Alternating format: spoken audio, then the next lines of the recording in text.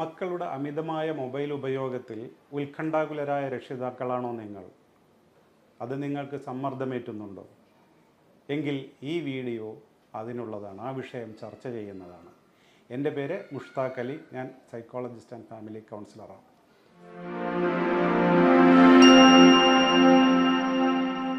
Okay, ഇന്ന് ലോകം മുഴുവൻ ചർച്ച ചെയ്യപ്പെടുന്ന ഒരു വിഷയമായി ഇത് മാറിയിട്ടുണ്ട്. മക്കളുടെ, പ്രത്യേകിച്ച് ചെറുപ്രായത്തിലുള്ള മക്കളുടെയും വിദ്യാർത്ഥികളുടെയും മൊബൈലിൽ അമിത സമയം ചെലവഴിക്കൽ, ദുരുപയോഗം. പ്രത്യേകം ഉണർത്തേണ്ട ഒരു കാര്യം, കഴിഞ്ഞ ആഴ്ച നമ്മുടെ പത്രങ്ങളിൽ ഒരു തലക്കെട്ട് വന്ന വാർത്തയാണ്. ഓസ്ട്രേലിയൻ ഗവൺമെൻറ് ആ നാട്ടിലെ 16 വയസ്സിന് താഴെയുള്ള എല്ലാവർക്കും മൊബൈലിലെ സോഷ്യൽ മീഡിയ പ്ലാറ്റ്ഫോമിലേക്കുള്ള പ്രവേശനം നിഷേധിച്ചു. അത് ലംഘിക്കുന്ന പക്ഷം കനത്ത ഓസ്ട്രേലിയൻ ഡോളറിൽ പിഴയടയ്ക്കേണ്ടി വരും. നിങ്ങളൊക്കെ വായിച്ചു കാണും. അപ്പോൾ ലോകം മൊത്തം ഉണർന്നു തുടങ്ങി എന്നുള്ളത് ഒരു നല്ല കാര്യം തന്നെയാണ്. മൊബൈൽ എന്ന് പറയുന്നത് നമ്മുടെ ജീവിതത്തിൽ ഒരിക്കലും ഒഴിവാക്കാൻ പറ്റാത്ത ഒരു സംഗതിയാണ്. നമ്മുടെ എന്ന് മാത്രമല്ല, ഒരു പരിധിവരെ നമ്മുടെ മക്കളായ വിദ്യാർത്ഥികളുടെ ജീവിതത്തിലും അങ്ങനെ തന്നെയാണ്. എന്നാൽ മൊബൈൽ തീരെ ഒഴിവാക്കാതെ അവ എങ്ങനെ നിയന്ത്രിക്കാം എന്നുള്ള ഒരു വിഷയമാണ് ഇന്ന് ഇവിടെ ചർച്ച ചെയ്യാൻ പോകുന്നത്. ഓക്കെ, മൊബൈൽ ഉപയോഗിച്ചത് കൊണ്ടുണ്ടാകുന്ന ദോഷവശങ്ങളെക്കുറിച്ചൊക്കെ നിങ്ങൾ ഒരുപാട് വീഡിയോകൾ കണ്ടതാണ്, കേട്ടതാണ്. അത് വീണ്ടും വളരെയധികം ദീർഘമായി ആവർത്തിച്ചുകൊണ്ട് ഒരു വിരസതയുണ്ടാക്കാൻ ഞാൻ ഉദ്ദേശിക്കുന്നില്ല.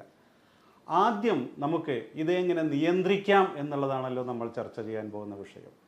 എന്താണ് ഇതിൻ്റെ പരിഹാര നടപടികൾ? 3 തലത്തിലാണ് ഇതിനെ നമുക്ക് പരിഹാര നിയന്ത്രണങ്ങൾ വേണ്ടത്. 1 കുടുംബ തലത്തിൽ, 2 സ്കൂൾ തലത്തിൽ, 3 സർക്കാർ തലത്തിൽ. കുടുംബ തലത്തിലുള്ള പരിഹാരം എവിടെ തുടങ്ങുന്നു എന്ന് വെച്ചാൽ അത് രക്ഷിതാക്കളിൽ തുടങ്ങുന്നു. രക്ഷിതാക്കളായ നമ്മൾ ദീർഘനേരം മൊബൈലിൽ സമയം ചെലവഴിക്കുന്നവരാണെങ്കിൽ, നമ്മൾ മൊബൈലിന് അഡിക്റ്റുകളാണെങ്കിൽ, പിന്നെ എങ്ങനെയാണ് നമ്മുടെ മക്കളോട് നമുക്കത് ഉപദേശിക്കാൻ കഴിയുക? ഇംഗ്ലീഷിലൊരു ചൊല്ലുണ്ട്, don't worry that children are not listening to you, worry that they are watching you. നിങ്ങളുടെ വാക്കുകൾ കുട്ടികൾ ശ്രദ്ധിക്കുന്നില്ല എന്നതിലല്ല നിങ്ങൾ ഉത്കണ്ഠപ്പെടേണ്ടത്, പകരം അവർ നിങ്ങളെ ശ്രദ്ധിക്കുന്നു എന്നുള്ളതിലാണ്. അതിനർത്ഥം നമ്മുടെ കയ്യിലുള്ള എല്ലാ പ്രവർത്തനങ്ങളും സാഗൂതം വീക്ഷിക്കുകയും അത് അതേപോലെ പകർത്താൻ കുട്ടികൾക്ക് പ്രത്യേകം ഒരു കഴിവുണ്ട് എന്നുള്ളതും നമ്മൾ ആദ്യമേ തന്നെ ഓർക്കേണ്ടതാണ്. നോക്കൂ, ഇന്നത്തെ കാലത്ത് പാരൻറ്റിങ് എന്ന് പറഞ്ഞാൽ, ഒരു പാരൻ്റ് ആകുക എന്ന് പറഞ്ഞാൽ, നമ്മൾ ജീവിതത്തിൽ ഒരുപാട് കാര്യങ്ങൾ മനസ്സിലാക്കേണ്ടതും മുൻകരുതലെടുക്കേണ്ടതുമാണ് എന്ന കാര്യം ആദ്യമേ തന്നെ ഓർമ്മിപ്പിക്കുന്നു. അപ്പോൾ ഒരു രക്ഷിതാക്കൾ എന്നുള്ള നിലയ്ക്ക് നമ്മൾ റോൾ മോഡലാകുക. നമ്മുടെ കയ്യിൽ മൊബൈൽ ഇരുന്നു കൊണ്ട് നമ്മുടെ കൊച്ചുങ്ങളോട് മൊബൈലോടെ വയ്ക്കേ, നീ മൊബൈൽ നോക്കരുത് എന്ന് പറഞ്ഞാൽ നടക്കാൻ പോകാത്ത കാര്യമാണ്.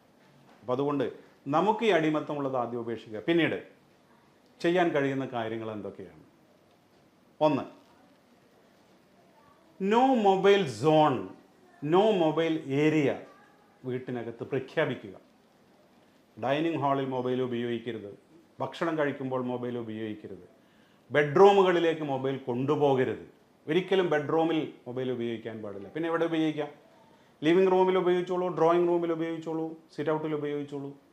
അങ്ങനെ നോ മൊബൈൽ ഏരിയകൾ പ്രഖ്യാപിക്കുക വഴി, ഇത് പ്രഖ്യാപിച്ചാൽ പോരാ, നമ്മളും കൂടി അത് പ്രാവർത്തികമാക്കണം. പ്രഖ്യാപിക്കുക വഴി കുറച്ച് നിയന്ത്രണങ്ങൾ വന്നു. അതേപോലെ തന്നെ നോ മൊബൈൽ ടൈം പ്രഖ്യാപിക്കുക.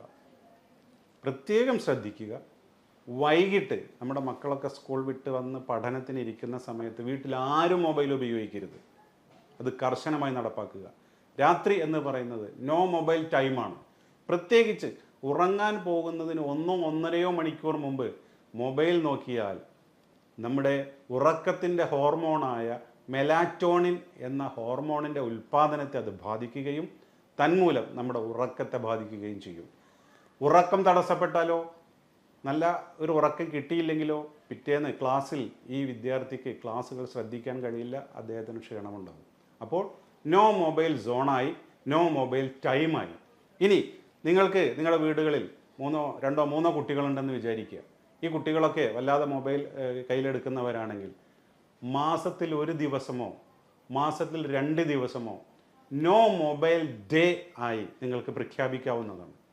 അങ്ങനെ പ്രഖ്യാപിച്ചാൽ മാത്രം പോരാ, ആ ദിവസങ്ങളിൽ വളരെ അത്യാവശ്യമായ മൊബൈൽ കോളുകൾ ഒഴികെ മറ്റൊന്നിനും നിങ്ങൾ മൊബൈൽ കയ്യിലെടുക്കാൻ പാടില്ല. ഇങ്ങനെയൊക്കെ നിയന്ത്രണങ്ങൾ വരിക വഴി ചെറുപ്പത്തിൽ തന്നെ കുട്ടികൾക്ക് മനസ്സിലാകും ഇത് എന്തൊക്കെയോ ശ്രദ്ധിക്കേണ്ട, ഏതൊക്കെയോ തരത്തിൽ അപകടം പിടിച്ച ഒരു സാധനമാണെന്നുള്ള ഒരു അവബോധം അവരിൽ ഉണ്ടാവും. ഇനി മറ്റൊരു കാര്യം ശ്രദ്ധിക്കാനുള്ളത്, ഞാൻ നേരത്തെ ഓസ്ട്രേലിയൻ ഗവൺമെൻറ്റിൻ്റെ കാര്യം പറഞ്ഞു. ഓസ്ട്രേലിയൻ ഗവൺമെൻറ് 16 വയസ്സിന് താഴെയുള്ളവർക്ക് മൊബൈലിൽ സോഷ്യൽ മീഡിയയെ നിരോധിച്ചിട്ടുള്ളൂ. അതുപോലെ ഫേസ്ബുക്ക്, വാട്സപ്പ്, ഇൻസ്റ്റഗ്രാം, എക്സ് പോലെയുള്ള സോഷ്യൽ മീഡിയ പ്ലാറ്റ്ഫോമേ നിരോധിച്ചിട്ടുള്ളൂ. മൊബൈൽ നിരോധിച്ചിട്ടില്ല. കാരണം മൊബൈൽ നിരോധിക്കാൻ കഴിയില്ല. നമ്മുടെ വിദ്യാർത്ഥികളുടെ പല പാഠ്യ പദ്ധതികളും ഇന്ന് നടക്കുന്നത് മൊബൈലിലൂടെയാണ്. അപ്പോൾ അതുകൊണ്ട് മൊബൈൽ നൽകുന്നുവെങ്കിൽ അതിൽ വളരെ ഉപകാരപ്രദമായ എഡ്യൂക്കേഷൻ പോർട്ടലുകളുണ്ട്. അത് ഒന്ന് ഖാൻ അക്കാഡമി, അതേപോലെ തന്നെ ബൈജൂസ്, അതേപോലെ തന്നെ ഡുവോലിംഗോ, DUOLINGO എന്ന് പറയുന്ന വളരെ ഉപകാരപ്രദമായ ഒരു പോർട്ടലുണ്ട്. അത് ഭാഷ പഠിക്കാം, ഏത് വിദേശ ഭാഷയും പഠിക്കാം. ജർമ്മൻ, ഇറ്റാലിയൻ, ഫ്രഞ്ച്, ഇതുപോലുള്ള ഏത് ഭാഷയും, റഷ്യൻ, ചൈനീസ് ഒക്കെ പഠിക്കാം. ഇതുപോലെയുള്ള എഡ്യൂക്കേഷൻ പോർട്ടലുകൾ പരിചയപ്പെടുത്തി കൊടുത്ത് അതിൽ നടക്കുന്ന പരീക്ഷകൾ, അതിൽ നടക്കുന്ന ചോദ്യാവലികൾ, അതിൽ വരുന്ന ബാക്കിയുള്ള ടെസ്റ്റുകൾ, അതിൽ ലഭിക്കുന്ന മാർക്കുകൾ, ഈ മേഖലയിലേക്ക് കുട്ടികളുടെ ശ്രദ്ധ കൊണ്ടുവരിക. അതിനനുസരിച്ച് അതിൽ നേട്ടങ്ങൾ കൊയ്യുമ്പോൾ അവർക്ക് നല്ല പാരിതോഷികങ്ങൾ നൽകുക. പിന്നീട് അവർ ആ പാരിതോഷികങ്ങൾക്ക് വേണ്ടി മത്സരിക്കും. അപ്പോൾ മൊബൈൽ എന്ന് പറയുന്നത് സമയം കൊല്ലിയല്ല, മൊബൈൽ എന്ന് പറയുന്നത് ഒരു ഉപകാരപ്രദമായ വസ്തുവാണ് എന്നുള്ള അവബോധം ചെറുപ്പത്തിലെ കുട്ടികളിൽ ഉണ്ടാക്കേണ്ടതാണ്. പിന്നീട് ഇപ്പം നമ്മൾ ഒരു കാര്യം വേണ്ട എന്ന് പറയുമ്പോൾ പിന്നെ എന്ത് വേണം എന്നുകൂടി പറഞ്ഞു കൊടുക്കണം. വേണ്ട വേണ്ട എന്ന് മാത്രം പറയുന്നിടത്ത് പിന്നെ എന്ത് വേണം എന്നുള്ളതിന് ഒരു ഉത്തരം കിട്ടാതെ പോകുന്നു. നമ്മുടെ കുട്ടികൾ ഇന്ന് വീടിൻ്റെ അകത്തളങ്ങളിൽ ചുരുണ്ട് കൂടാൻ നിർബന്ധിതരായിരിക്കുകയാണ്. കാരണം വളരെ പെട്ടെന്ന് വ്യാപിക്കുന്ന നഗരവൽക്കരണം കളിസ്ഥലങ്ങളില്ലാതാക്കുന്നു. അതിനു പുറമെ നമ്മുടെ മീഡിയകളിലൂടെ തുടരെ വരുന്ന കുട്ടികളുടെ പീഡന വാർത്തകളിൽ രക്ഷിതാക്കൾ ഉത്കണ്ഠാകുലരാണ്. അതുകൊണ്ട് ഇവർ പുറത്ത് പോയില്ലെങ്കിലും വേണ്ടിയില്ല, ഇവർ വീട്ടിനകത്ത് തന്നെ ഇരിക്കട്ടെ എന്ന് രക്ഷിതാക്കൾ തീരുമാനിക്കുന്നു. അങ്ങനെ അലസരായി ഇരിക്കാൻ പറ്റുന്ന ഒരു പ്രായമല്ലല്ലോ കുട്ടിക്കാലം എന്ന് പറയുന്നത്, നമുക്കറിയാവുന്ന കാര്യങ്ങളാണ്. അപ്പോൾ നമ്മൾ എന്ത് ചെയ്യണമെന്ന് വിചാരിച്ചാൽ റെസിഡൻസ് കോളനികളോ അസോസിയേഷൻസോ അല്ലെങ്കിൽ അയൽക്കൂട്ടങ്ങളോ ഒക്കെ കുട്ടികൾക്ക് കായികമായി കളികളിൽ ഏർപ്പെടാവുന്ന സൗകര്യങ്ങൾ ഒരുക്കി കൊടുക്കുക എന്നുള്ളത് വളരെ അത്യാവശ്യമായ കാര്യമാണ്. നമ്മുടെയൊക്കെ കുട്ടിക്കാലത്തുള്ള സൗകര്യം ഇന്ന് നമ്മുടെ കുട്ടികൾക്ക് നിഷേധിക്കപ്പെട്ടിരിക്കുന്നു എന്നുള്ള സത്യം നമ്മൾ പലരും തിരിച്ചറിയുന്നില്ല. അപ്പോൾ അവരോട് നിങ്ങൾ മൊബൈലിൽ കളിക്കണ്ട, പുറത്തു പോയി പന്ത് കളിക്കൂ എന്ന് പറയുന്നത് ഒരു പൂർണ്ണതയാണ്. അതുകൊണ്ട് അതിനുള്ള സൗകര്യങ്ങൾ ഒരുക്കി കൊടുക്കുക. അതിൽ ആൺ പെൺ വ്യത്യാസമില്ലാതെ അവർക്ക് അവരുടെ താല്പര്യം ഏത് മേഖലയിലാണ്, അവർക്ക് സംഗീതത്തിലാണെങ്കിൽ അവരുടെ സംഗീത ക്ലാസ്സുകൾക്ക് വിടുക. അതേപോലെ തന്നെ കല, അതേപോലെ തന്നെ കായികം, അതേപോലെ തന്നെ സാംസ്കാരിക പ്രവർത്തനങ്ങൾ, ചർച്ചാ ക്ലാസ്സുകൾ, ഡിബേറ്റുകൾ, ഇതൊക്കെ സംഘടിപ്പിക്കാൻ രക്ഷിതാക്കൾ എന്നുള്ള നിലക്ക് നമ്മൾ മുൻകൈയിട്ട് ഇറങ്ങേണ്ടി വരും. അങ്ങനെ ഒഴിവ് ദിവസങ്ങളിൽ കുട്ടികൾ കൂടുതൽ സമയം മൊബൈലിൽ ഇരിക്കുന്നത് ആ വഴിക്ക് നമുക്ക് ഒഴിവാക്കാൻ കഴിയും. ഇതുപോലെ അവരുടെ ബാക്കിയുള്ള ഈ നേരത്തെ പറഞ്ഞ എഡ്യൂക്കേഷൻ പോർട്ടലുകൾക്ക് തിരിച്ചുവിടുക എന്നൊക്കെയാണ് നമുക്ക് ചെയ്യാനുള്ള കാര്യങ്ങൾ. അടുത്തത് സ്കൂൾ തലത്തിലാണ്. നിർഭാഗ്യവശാൽ നമ്മുടെ സ്കൂൾ അധികൃതർ എന്നും ഇത് വേണ്ടത്ര ഒരു ഗൗരവത്തിൽ എടുത്തിട്ടില്ല എന്നാണ് എനിക്ക് തോന്നുന്നത്. നിങ്ങൾ സ്കൂൾ തലത്തിൽ PTA-കളിൽ ഇടപെട്ടുകൊണ്ട് സ്കൂൾ തലത്തിൽ ഇടയ്ക്കിടയ്ക്ക് വിദഗ്ധരുടെയോ അതുപോലെ തന്നെ ഡോക്ടർമാരുടെയോ ഒക്കെ ക്ലാസ്സുകൾ സംഘടിപ്പിക്കുക. അധ്യാപകർ ഇടയ്ക്കിടയ്ക്ക് കുട്ടികൾക്ക് ബോധവൽക്കരണം നടത്തുക.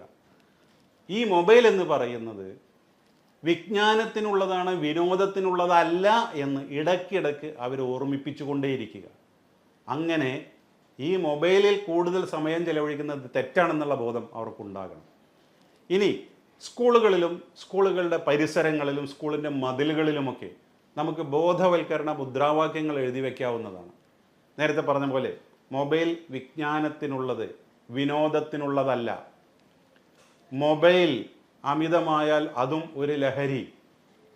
അതേപോലെ തന്നെ മൊബൈലിൽ നല്ലതും ചീത്തയും തിരിച്ചറിയുന്നവൻ ബുദ്ധിമാൻ, ഇത്തരത്തിലുള്ള മുദ്രാവാക്യങ്ങളൊക്കെ ക്ലാസ്സുകളിലും വരാന്തകളിലും ചുമരുകളിലും ഒക്കെ എഴുതി വെക്കുകയാണെങ്കിൽ കുട്ടികൾക്ക് ചെറുപ്പം മുതലേ ഒരു അവബോധമുണ്ടാവും. ഇത് ശ്രദ്ധിച്ച് കൈകാര്യം ചെയ്യേണ്ട ഒരു വസ്തുതയാണ്.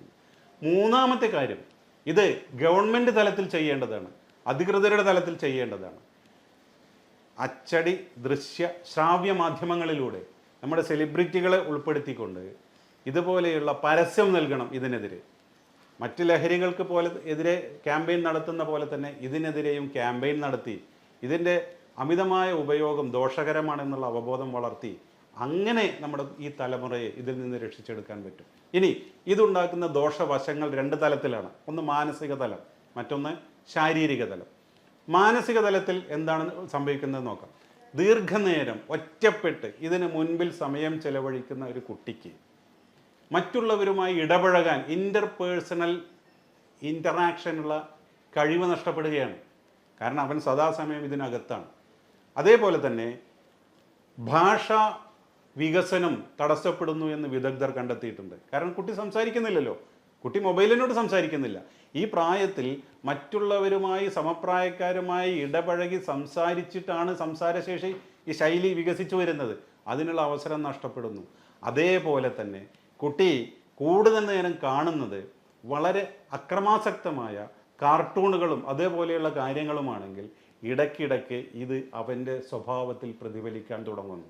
അതേപോലെ തന്നെയാണ് കുട്ടി കരയുമ്പോൾ, കുട്ടി വാശി പിടിക്കുമ്പോൾ നിങ്ങൾ ആ വാശി അവനെ ശാന്തനാക്കാൻ വേണ്ടി മൊബൈൽ നൽകുകയാണെങ്കിൽ എന്താണ് ചെയ്യുന്നത്? അയാളുടെ ഇമോഷണൽ ഔട്ട്ബേസ്റ്റിൽ നിന്നും കരകയറി സ്വയം നിയന്ത്രിതനാകാനുള്ള അയാളുടെ കഴിവിനെയാണ് നിങ്ങൾ ഇല്ലാതാക്കുന്നത്. ഒരു കാരണവശാലും അങ്ങനെ ചെയ്യരുത്. അപ്പോൾ മാനസികമായി ആങ്സൈറ്റി ഡിസോർഡറുകൾ ഉണ്ടാകുന്നു, മൂഡ് സ്വിങ്സ് ഉണ്ടാകുന്നു. അതേപോലെ തന്നെ അയാൾക്ക് അറ്റൻഷൻ സ്പാൻ കുറയുന്നു, ഒരു കാര്യത്തിൽ കൂടുതൽ ദീർഘനേരം ശ്രദ്ധിച്ചിരിക്കാനുള്ള കഴിവുകൾ കുറയുന്നു എന്നെല്ലാം പഠനങ്ങൾ തെളിയിച്ചതാണ്. അതുകൊണ്ട് മൊബൈൽ എന്ന് പറയുന്നതിന് ഇങ്ങനെ കുട്ടികളുടെ മാനസിക വശത്തെ തളർത്താനുള്ള ശേഷിയുണ്ടെന്ന് കൂടി തിരിച്ചറിയുക. അടുത്തത് ശാരീരികമായ വസ്തുതകൾ. കൂടുതൽ നേരം ശാരീരികമായി ഉണ്ടാകുന്ന ദോഷങ്ങളാണ്. കൂടുതൽ നേരം ഇതിലേക്ക് നോക്കി ഇരിക്കുക വഴി ഈ കുട്ടികൾക്ക് ഐ സ്ട്രെയിൻ ഉണ്ടാകുന്നു, കണ്ണിന് വിഷമതകൾ ഉണ്ടാകുന്നു. കുറേ കാലം കഴിയുമ്പോൾ അവരുടെ കാഴ്ചക്ക് മങ്ങലുണ്ടാകുന്നു. ഇമ വെട്ടാതെ ഇമ ചിമ്മാതെ ദീർഘനേരം ഇരിക്കുക വഴി ഡ്രൈ ഐ ഉണ്ടാകുന്നു, കണ്ണുകൾക്ക് ഇറിറ്റേഷൻ ഉണ്ടാകുന്നു. ഇതേപോലെ തന്നെ ഞാൻ നേരത്തെ പറഞ്ഞ പോലെ രാത്രി കാലങ്ങളിൽ ഇത് നോക്കുക വഴി മെലാറ്റോണിൻ്റെ ഉൽപ്പാദനം കുറയുക വഴി ഉറക്കം നഷ്ടപ്പെടുന്നു, പിറ്റേന്നത്തെ ക്ലാസ്സിൽ ശ്രദ്ധ നഷ്ടപ്പെടുന്നു. ഇനി ENT ഡോക്ടർമാരുടെ ഒരു കോൺഫറൻസിൽ അവതരിപ്പിച്ചൊരു പ്രമേയം എന്ന് പറയുന്നത് നോയ്സ് ഇൻഡ്യൂസ്ഡ് ഹിയറിംഗ് ലോസ്, അമിത ശബ്ദം കാരണം ഉണ്ടാകുന്ന കേൾവിക്കുറവ്, കേൾവി നഷ്ടം. അതിലൊരു വിഷയം ഇയർഫോൺ ദീർഘനേരം ഉപയോഗിച്ചതുകൊണ്ട് കേൾവി തകരാറുണ്ടാകുന്നു എന്നുള്ളൊരു വസ്തുതയാണ്. അതുകൊണ്ട് നിങ്ങൾ ഇതേപോലെ ഞാൻ നേരത്തെ പറഞ്ഞ പോലെ ഉപകാരപ്രദമായ കാര്യങ്ങളാണ് കുട്ടികൾ മൊബൈലിൽ നോക്കുന്നതെങ്കിൽ പോലും അവർക്ക് ഇയർഫോൺ നൽകരുത്. രണ്ട് കാര്യങ്ങളാണ്. ഇയർഫോൺ നൽകുമ്പോൾ അവരെന്തിലൂടെ കടന്നു പോകുന്നു എന്ന് നമുക്ക് തിരിച്ചറിയാൻ കഴിയാതെ പോകും. രണ്ട്, ദീർഘനേരത്തെ ഇയർഫോണിൻ്റെ ഉപയോഗം കാരണം അവർക്ക് കേൾവി ശക്തി കുറയുന്നു. അടുത്തതായിട്ട് സംഭവിക്കാൻ പോകുന്നത് ഈ നെക്കിന് വേദനയുണ്ടാകുന്നു. കാരണം ഒരേ മൂവ്മെൻറ്റിലുള്ള നോട്ടമാണ്, ഒരേ മൂവ്മെൻറ്റിലുള്ള ഇരുത്തം കാരണം ബാക്ക് പെയിൻ ഉണ്ടാകുന്നു.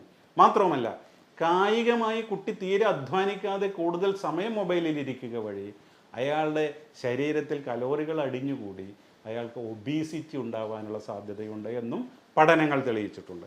ശാരീരികമായ വസ്തുതകൾ മനസ്സിലാക്കുക, മാനസികമായ വസ്തുതകൾ മനസ്സിലാക്കുക. ഉപകാരപ്രദമായ ഏതൊരു സംഗതികൾക്കും ഉപദ്രവകരമായൊരു വശമുണ്ടെന്ന് മനസ്സിലാക്കുക. നിയന്ത്രിക്കാനേ കഴിയൂ, ഒഴിവാക്കാൻ കഴിയില്ല. പ്രത്യേകം ശ്രദ്ധിക്കുക. ഈ കാര്യങ്ങളിൽ നിന്ന് ശരിയായ പാഠം ഉൾക്കൊണ്ടുകൊണ്ട് പരിഹാരം കണ്ടെത്തുക. Thank you. ബൈ.